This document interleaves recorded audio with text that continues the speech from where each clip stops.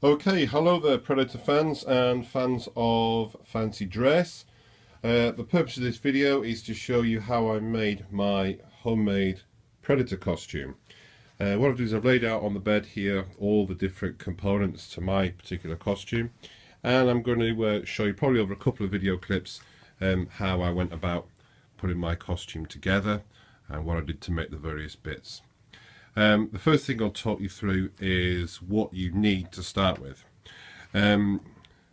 Because I've done a lot of this by cutting and sticking, I've used the hot glue gun that you can see down here. Okay, I had that for various projects I did before. Before you start making yourself a costume like this, you're probably going to need to think about getting plenty of the glue sticks. They come in these solid little sticks, and of course as they get warmed up the glue comes out the end here.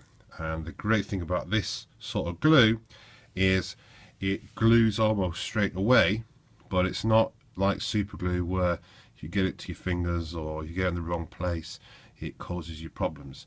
Silver spray paint for the armor effect.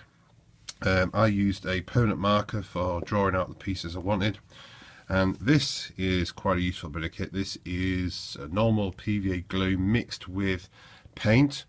And if I just show you on my bits of armour here, the rivet effect that you can see around the edges of each of the pieces of armour is actually just a little blob of glue from that tube. Okay then, I'll talk you through the main bits first. We've got the thigh armour, the belt. Down here we've got the gauntlets. They're actually, I haven't made those, they were bought online. Alright, the price range for those is anything from £15 up to about 30 quid. Now I got those for £17 from eBay. I'll talk about why I've got those other gloves out in a minute. This here is an elbow pad for skateboarding.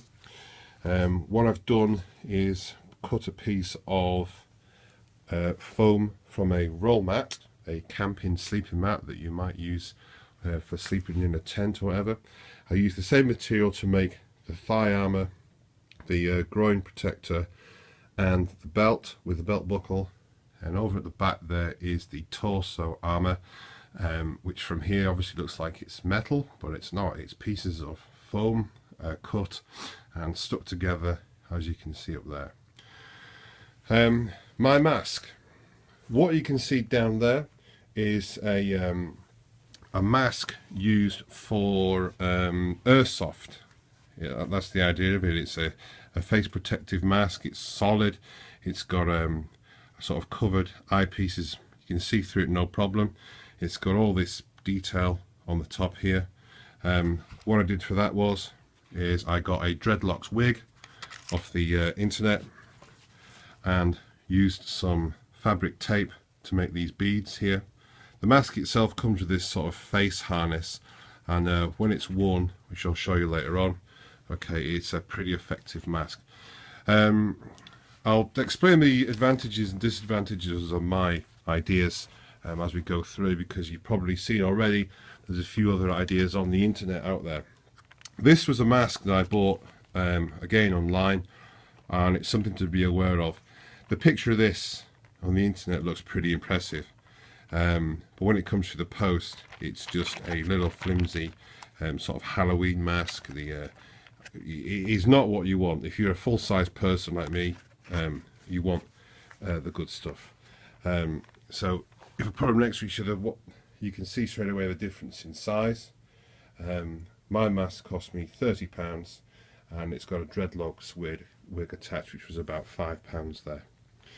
Okay, this is a piece of military scribnet. Okay, we're going to use that for a loincloth, which I'll show you later. Down there we've got a necklace from a charity shop. It cost me 50p, and attached to the bottom of that is a small plastic skull, again for Halloween shops. Pick things up like that for buttons, really, in terms of cost. Now, my gauntlets, the Predator gloves there, okay, pretty essential piece of kit. I've seen ideas online of people who've made their own, but we'll talk through in a while why they're pretty much the best things to have. Other bits of my costume. Over here we have a morph suit. Alright, to give you the Predator himself being a muscular sort of reptilian humanoid alien. We've got all the abdominal muscles and the chest muscles and the side abs here, because Predator pretty much is a naked alien, but for his various pieces of armor and his loincloth. So that's the effect we're going for there. Now I've seen online guys come up with costumes where they have a kind of a big padded muscle suit that goes on and then they spray painted and all the rest of it. It's a lot of work, and this thing here for £20, alright, gives you the full effect. Now I'm a big chap.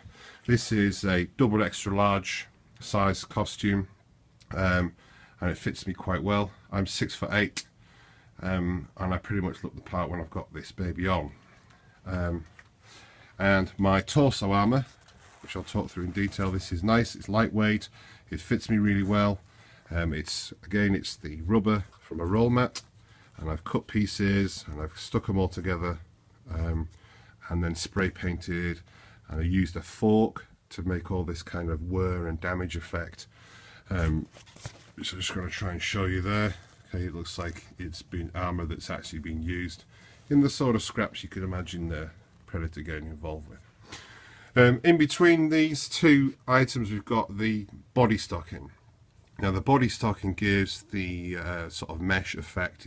Most Predator costumes online, or indeed in the movies, he's got this kind of effect going on over the top of his skin.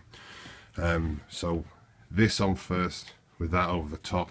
Okay, when you put everything else together, it's that sort of attention to detail that makes the costume look good. I'm going to leave it there. That's the introduction out of the way, and I'm now going to make video clips for each of the individual pieces.